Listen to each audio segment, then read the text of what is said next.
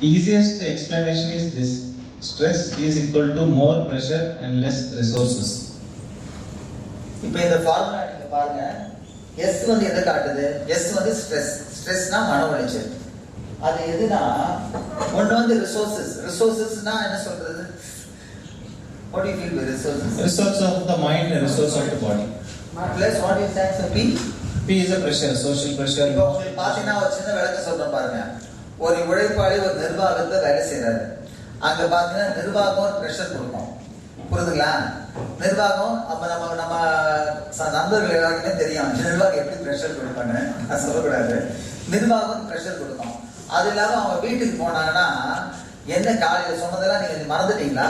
அசோக்கிலேருந்து உங்க தலைவராக நடக்குதா நடத்துன்னு வீட்டுக்காரர் செய்வாங்க. அது ஒரு ப்ரெஷர். தெரியுதா உங்களுக்கு? இப்படி வந்து ஒரு மனுஷன் வந்து மன உளைச்சலுக்கு ஆளாகிறனால தான் இந்த ஃபார்முலா காட்டுது. உடைக்கிற இடத்துலையும் சரி வீட்டிலையும் சரி. இதை நீங்க எல்லாருமே தாய்மார்க்க புரிஞ்சுக்கணும். Yes doctor. So how many of you have pressure? You can raise your hands. இதுல எத்தனை பேர் நீங்க மன உளைச்சலுக்கு ஆளா இருக்கீங்க? உண்மையா கையை தூக்குங்க. Emotional pressure, வீட்லயும் சரி கம்பெனிலயும் சரி மன உளைச்சலுக்கு ஆளாடி கை தூக்குங்க. pressure, bodily pressure. இது ஆண்கள் மட்டும் இல்ல, பெண்களும் கை தூக்கலாம். உங்களுக்கு தான் மன உளைச்சல் இருக்கும் வீட்டுக்காரனால கை தூக்கலாம்.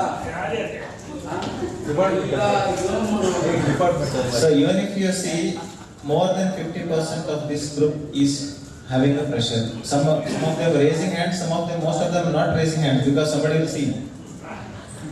இப்ப இங்கே நீங்க பாத்தீங்கன்னா இங்க வந்திருக்க கூட்டத்துல 50% மன உளைச்சல் இருக்கும்.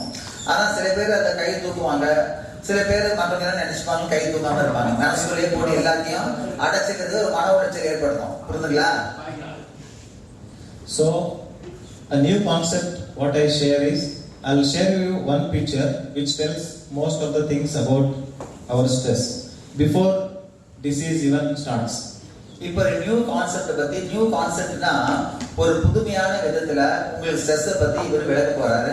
இந்த படம் அது உங்களுக்கு செல்ஃப் எக்ஸ்பிளைன். இந்த படம் விளக்க படம் பாருங்க. இந்த படத்தை பாருங்க.